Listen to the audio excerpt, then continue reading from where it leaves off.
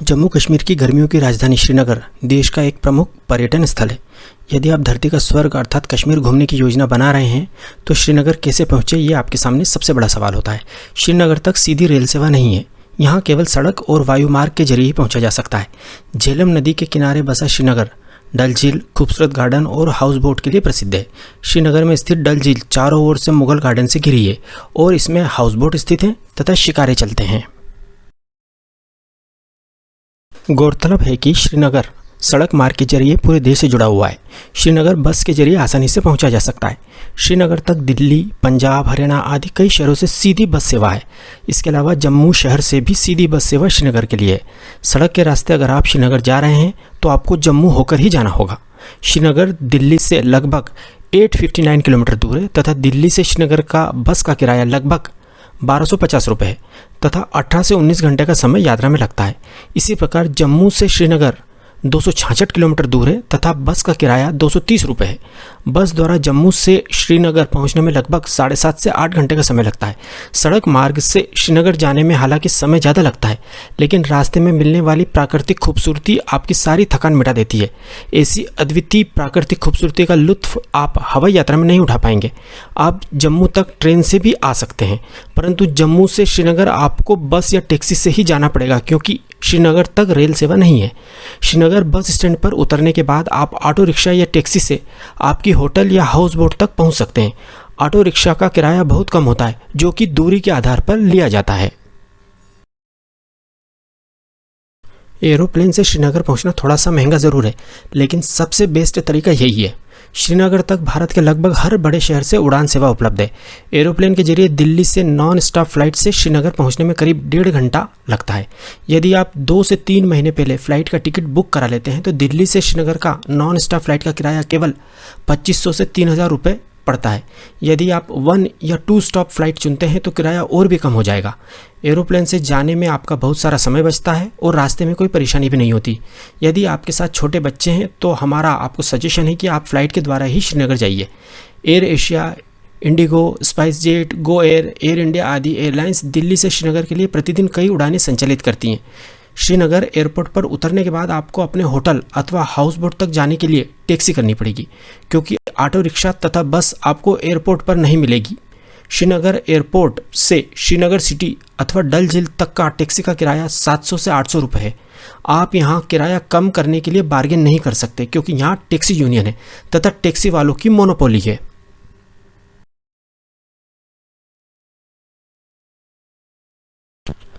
शायद ही कोई ऐसा पर्यटक होगा जो श्रीनगर की डल झील के हाउस बोट में कुछ समय न बिताना चाहे। आप हाउस बोट को 1 दिन के लिए ऑनलाइन बुक कर सकते हैं अथवा श्रीनगर पहुंचने के बाद आप डल झील पर जाकर सीधे हाउस बोट बुक कर सकते हैं। हाउस बोट का 1 दिन का किराया 700 रुपये से लेकर 2000 रुपये तक होता है। कुछ लग्जरी हाउस बोट का 1 दिन का किराया 5000 रुपये तक भी होता है। आप अपने बजट के अनुसार हाउस बोट चुन सकते हैं। यदि आप ऑनलाइन हाउस बोट बुक करते हैं तो आपको किराया बहुत कम पड़ेगा क्योंकि ऑनलाइन साइट्स बहुत भारी डिस्काउंट देती हैं। आप श्रीनगर में पहले दिन होटल की बजाय हाउस बोट ही बुक करें। हाउस बोट पर आपको ब्रेकफास्ट, लंच तथा डिनर की भी सुविधा मिलेगी, परंतु आप हाउस बोट पर केवल ब्रेकफास्ट का ही पैकेज लें क्योंकि हाउस बोट का खाना ज़्यादा अच्छा तथा हाइजीनिक नहीं होता है। डल झील के किनारे कई अच्छे वेज तथा नॉन वेज रेस्टोरेंट हैं। आप हाउस बोट की बजाय वहां लंच या डिनर करें। हाउस बोट पर चेक इन करने के बाद आप हाउस बोट पर चाय अथवा कॉफ़ी के साथ डल झील को निहार सकते हैं तथा हाउस बोट पर घूम सकते हैं। शाम को आप डल लेक में शिकारा राइड का आनंद ले सकते हैं। शिकारा छोटी नाव के समान होते हैं। 1 घंटे की शिकारा राइड की कॉस्ट 550 रुपये होती है। यदि आप 2 घंटे शिकारे पर घूमते हैं तो कॉस्ट 800 रुपये होती है। यह कॉस्ट पूरे शिकारे की होती है। एक शिकारे पर अधिकतम 4 लोग बैठ सकते हैं तथा यदि आप 4 से ज़्यादा सदस्य हैं तो आपको 2 शिकारे किराए पर लेने होंगे। शिकारा आपको हाउस बोट से पिक करेंगे तथा वापस आपके हाउस बोट पर ही ड्रॉप करेंगे। इसमें कोई दो मत नहीं है कि शिकारा पर डल झील की सैर आपको पूरे जीवन भर याद रहेगी। आप हाउस बोट के अलावा शिकारा राइड डल झील के किनारे से भी ले सकते हैं। सैकड़ों शिकारे टूरिस्ट के इंतज़ार में डल झील के किनारे पर खड़े रहते हैं। शिकारा राइड के बाद आप राधा की रसोई अथवा विशाल वैष्णो भोजनालय पर डिनर कर सकते हैं।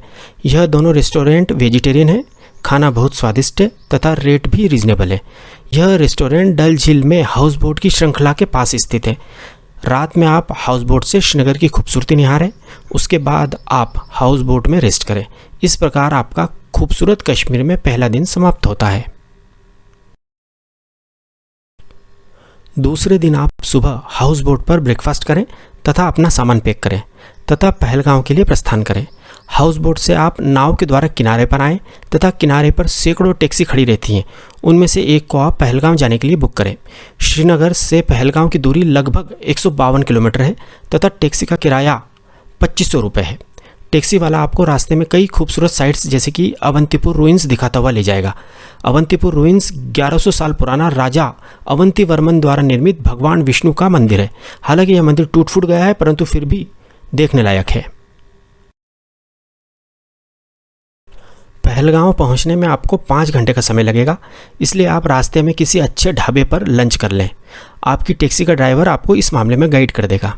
यदि आप श्रीनगर से 10 बजे सुबह पहलगांव के लिए निकलते हैं तो आप रुकते रुकते तथा सुंदरता का आनंद लेते हुए भी जाएंगे, तो भी आप 3 से 3:30 बजे तक आराम से पहलगांव पहुंच जाएंगे।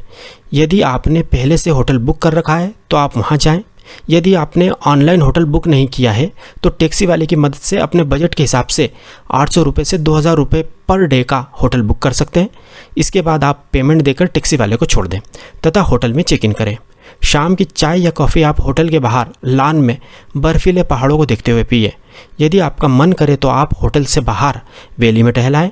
इसके बाद रात का खाना आप होटल में ही खाएं तथा रात में आराम करें। इस प्रकार आपका मैजेस्टिक कश्मीर में दूसरा दिन समाप्त होता है।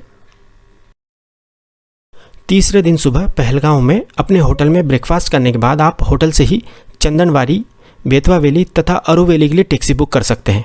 इन तीनों स्पॉट्स को घुमाने का टैक्सी का किराया 1500 रुपये से 1800 रुपये के बीच है। पहलगांव से चंदनवारी केवल 15 किलोमीटर दूर है।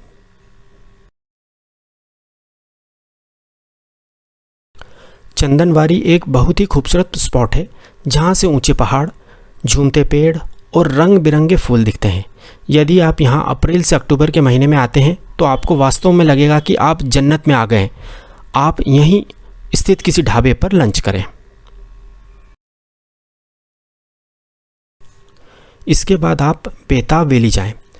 1983 में एक बॉलीवुड रोमांटिक फिल्म आई थी जिसमें सनी देओल और अमृता सिंह एक साथ नजर आए थे। उस फिल्म की शूटिंग इसी घाटी में हुई थी। इस फिल्म के नाम पर ही इस घाटी का नाम बेताब वैली रखा गया है। नर्म घास के मैदान और हसीन पहाड़ियों से घिरी यह घाटी पहलगांव और चंदनवाड़ी के बीच स्थित है, जहां से एक मार्ग अमरनाथ मंदिर को भी जाता है। यह एक खूबसूरत और बेहद आकर्षक घाटी है जो हरे भरे घास के मैदान और बर्फीली चोटियों से घिरी हुई है। चंदनवाड़ी से लौटते समय आप बेताब वैली में घूमें। बेताब वैली के बाद आप आरू वैली जाइएगा। आरू वैली एक महत्वपूर्ण पर्यटक स्थल है।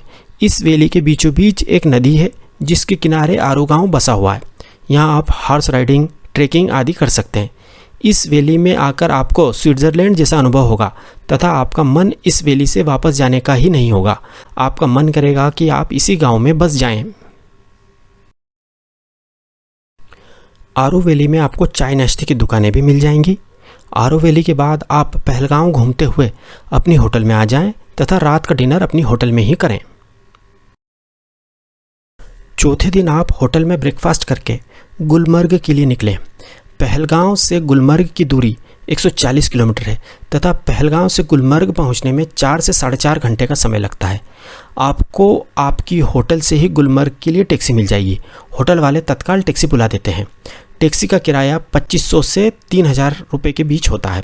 आप बार्गेन करके टैक्सी का किराया कम भी करा सकते हैं। यदि आप सुबह 10 बजे भी पहलगांव से गुलमर्ग के लिए निकलते हैं तो आप 2:30 बजे तक गुलमर्ग पहुंच जाएंगे। आप चाहें तो रास्ते में लंच भी कर सकते हैं या आप गुलमर्ग पहुंचकर अपनी होटल में लंच कर सकते हैं। यदि आपने गुलमर्ग के लिए ऑनलाइन होटल बुक की है तो वह आपको बहुत सस्ती पड़ेगी, परंतु गुलमर्ग पहुंचकर यदि आप होटल सर्च करते हैं तो होटल वाले बहुत ज़्यादा रेट बताएंगे जो 3000 से 4000 रुपये तक भी हो सकता है, जबकि ऑनलाइन बुक करने पर उसी होटल में आपको 1500 रुपये में रूम मिल जाएगा। पूरे कश्मीर में सबसे ज़्यादा महंगे होटल गुलमर्ग में ही हैं, इसलिए यहाँ के होटल ऑनलाइन ही बुक करें, अन्यथा ये होटल वाले आपको लूट लेंगे। गुलमर्ग में होटल में चेक इन करने के बाद आप होटल के बाहर प्रकृति की गोद में चाय नाश्ते का आनंद लें तथा कुछ देर होटल के बाहर पैदल ही गुलमर्ग घुमाएं। रात में होटल में डिनर करके सो जाएं। इस प्रकार आपका कश्मीर में चौथा दिन समाप्त होता है। अगले दिन अर्थात 5वें दिन आप अपने होटल में ब्रेकफास्ट करने के बाद केबल कार राइड के लिए जाएं, जिसे कश्मीर में गंडोला राइड कहते हैं।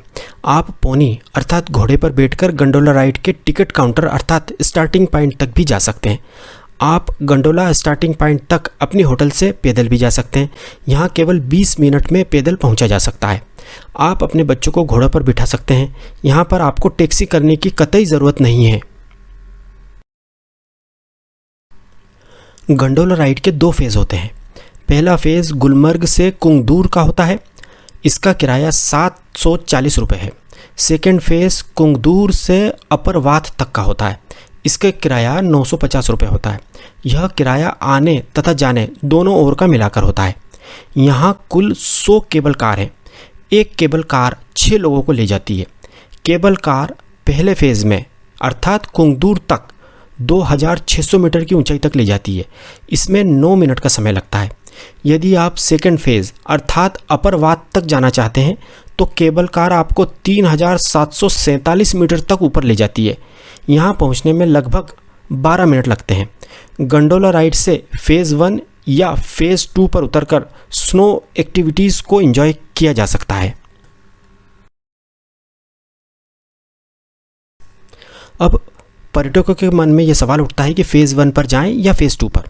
यदि आप अप्रैल, मई तथा जून में गुलमर्ग आते हैं तो ही आपको फ़ेज़ 2 तक जाना चाहिए, क्योंकि इन 3 महीनों में फ़ेज़ 2 पर ही बर्फ़ मिलती है तथा वहीं पर स्नो एक्टिविटीज़ जैसे स्कीइंग, स्नो बाइकिंग आदि होती हैं। इन 3 महीनों में फ़ेज़ 1 पर बर्फ़ नहीं मिलती है। अन्य सभी महीनों में फ़ेज़ 1 तक ही जाना चाहिए, क्योंकि सारी स्नो एक्टिविटीज़ फ़ेज़ 1 पर ही होती हैं, फ़ेज़ 2 पर नहीं। कुंगदूर अथवा अपरवाथ में स्नो एक्टिविटीज़ करने के बाद आप गंडोला से वापस गुलमर्ग आ जाएं। रात का खाना आप अपने होटल में ही खाएं तथा आराम करें, क्योंकि आप स्नो एक्टिविटीज़ के बाद बहुत ज़्यादा थक जाएंगे। एक महत्वपूर्ण बात, गुलमर्ग अपनी स्नो एक्टिविटीज़ के लिए देश भर में फेमस है। यदि आप अप्रैल, मई तथा जून में कश्मीर घूमने का प्लान बना रहे हैं तो आपको स्नो केवल गुलमर्ग में ही मिलेगा तथा वह भी कुंगदूर अथवा अपरवाथ में। अन्य जगह पर बर्फ़ पहाड़ों पर रहती है जहां जाना संभव नहीं है। केवल गुलमर्ग में ही आप गर्मियों में बर्फ़ को हाथ से छू सकते हैं। छठे दिन आप गुलमर्ग से श्रीनगर के लिए प्रस्थान करें। गुलमर्ग में आप होटल में ब्रेकफास्ट करने के बाद होटल से ही टैक्सी बुक करें। गुलमर्ग से श्रीनगर की दूरी केवल 50 किलोमीटर है तथा टैक्सी का किराया 1500 से 1800 रुपये के बीच है तथा गुलमर्ग से श्रीनगर पहुंचने में 1.5 से 2 घंटे का समय लगता है। श्रीनगर पहुंचकर आप होटल बुक करें। श्रीनगर में होटल का किराया कम होता है, जो 1000 से 1500 रुपये के बीच होता है। यदि आपने ऑनलाइन होटल बुक कर रखी है तो आपका होटल बुकिंग का समय बचेगा। श्रीनगर में होटल 2 दिन के लिए बुक करें। होटल में चेक इन करने के बाद आप टैक्सी बुक कर सकते हैं या ऑटो रिक्शा से श्रीनगर लोकल साइट सीन कर सकते हैं। यदि ट्यूलिप गार्डन खुला हो तो उसे अवश्य देखने जाइएगा। यह गार्डन अप्रैल में केवल 20 से 25 दिन के लिए ही खुला रहता है, क्योंकि ट्यूलिप फ्लावर साल में केवल 20-25 दिन ही खिलते हैं। इसके बाद आप श्रीनगर में चश्मेशाही, निशांत बाग तथा शालीमार बाग घूम सकते हैं। इन तीनों बागों को ही सम्मिलित रूप से मुगल गार्डन्स कहा जाता है और ये तीनों बाग डल झील के किनारे ही स्थित हैं। इसके बाद आप श्रीनगर में डल लेक के किनारे स्थित किसी अच्छे रेस्टोरेंट में लंच कर सकते हैं। लंच के बाद आप शंकराचार्य टेम्पल देखने जाएं। लौटते समय आप श्रीनगर का हार्ट कहलाने वाला लाल चौक देखें तथा यदि आप शॉपिंग करना चाहें तो लाल चौक पर आप यह कर सकते हैं। इस चौक पर कभी कभी शुक्रवार के दिन पत्थरबाजी भी हो जाती है। यदि ऐसी स्थिति हो तो आप लाल चौक को देखना स्थगित भी कर सकते हैं। बाकी पूरा कश्मीर पर्यटकों के लिए पूरी तरह सुरक्षित है। इसके बाद आप डिनर करके रात में अपने होटल में विश्राम करें।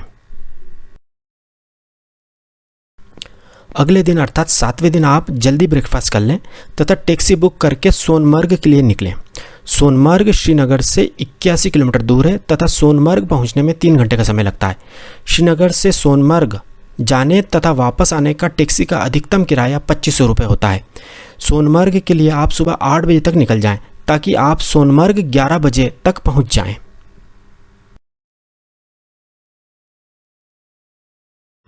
सोनमर्ग को मिडोज ऑफ गोल्ड अर्थात सोने की घास वाली जगह कहते हैं। सोनमर्ग में आप पोनी राइड का आनंद उठाएं। सोनमर्ग में ही आप लंच करें।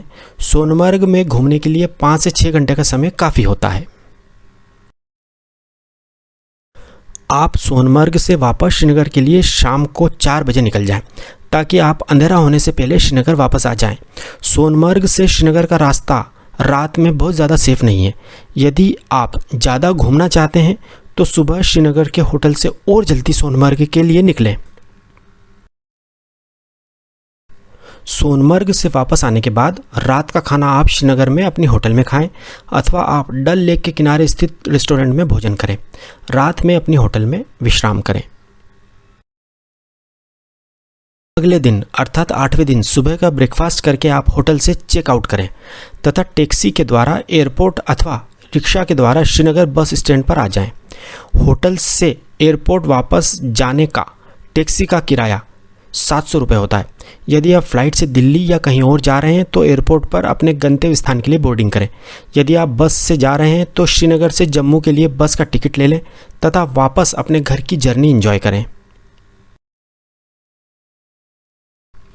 अब हम 8 दिन की इस कश्मीर यात्रा के कुल खर्च पर बात करते हैं।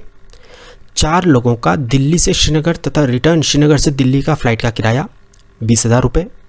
4 लोगों का 8 दिन का टैक्सी का कुल किराया 14,000 रुपये। 4 लोगों का 8 दिन का होटल तथा हाउस बोट का किराया 14,000 रुपये। 4 लोगों का 8 दिन का भोजन का खर्च 14,000 रुपये। 4 लोगों का 8 दिन का साइट सीइंग तथा एक्टिविटी का खर्च 10,000 रुपये। 4 लोगों का कश्मीर में 8 दिन का अधिकतम कुल खर्च 72,000 रुपये।